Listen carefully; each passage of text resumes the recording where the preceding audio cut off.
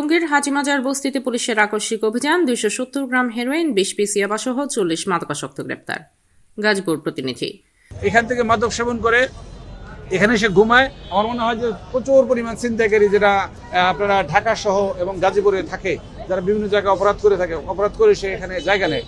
গাজীপুরের টঙ্গীর হাজিমাজার বস্তি এলাকায় বিশেষ অভিযান পরিচালনা করে আনুমানিক 270 গ্রাম হেরোইন, 20 পিস ইয়াবা ও মাদক সেবনের বিভিন্ন সরঞ্জাম উদ্ধার সহ 40 জন মাদকাসক্তকে গ্রেপ্তার করেছে গাজীপুর মেট্রোপলিটন পুলিশ। সম্ভবত এটা এই প্যাকেটটা সম্ভবত হেরোইন। আমরা আছি টঙ্গীর মাজার বস্তির এই যে কিংগব নিয়ন্ত্রিত বস্তিতে, এখানে এসে দেখা যাচ্ছে একটা প্যাকেট, সম্ভবত এটা হেরোইন। এইটা আমার কাছে মনে হচ্ছে। শনিবার 19 জুলাই 2026 আকস্মিক অভিযান পরিচালনা করা হয়। গাজীপুর মেট্রোপলিটন পুলিশের পুলিশ কমিশনার মোহাম্মদ ইসরাইল হাওলাদারের দিক নির্দেশনায় অতিরিক্ত পুলিশ কমিশনার মোহাম্মদ বেলায়েত হোসেন অভিযানে নেতৃত্ব দেন।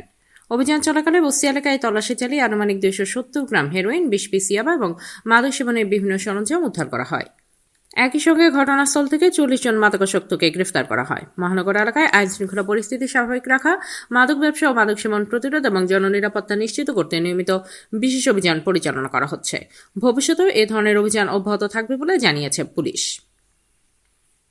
এতবার আমরা অভিযান করেছি, তারপর দেখা যাচ্ছে যে আশেপাশ থেকে আরো নতুন নতুন জায়গা যেন তারা তৈরি করেছে। নতুন তাদেরকে এখানে পাওয়া যায় না, তাদেরকে কোনো আইনের মুখোমুখি পাওয়া যায় না। এদের অনেকের বিরুদ্ধে ওয়ারেন্টও আছে।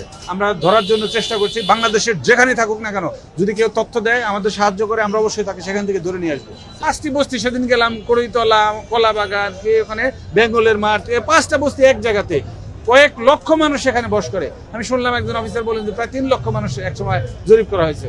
একটা জায়গায় যদি 3 লক্ষ বস্তির মধ্যে মানুষ বসবাস করে, সেই এক অভয়ারণ্য এই জায়গাটা।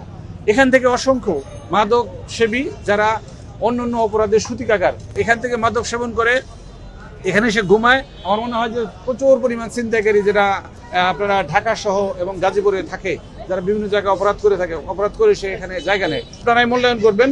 আমাদের কাজ, আমাদের দায়িত্ব, আমি মনে করি আমরা আমাদের দায়িত্ব পালন করে যাচ্ছি।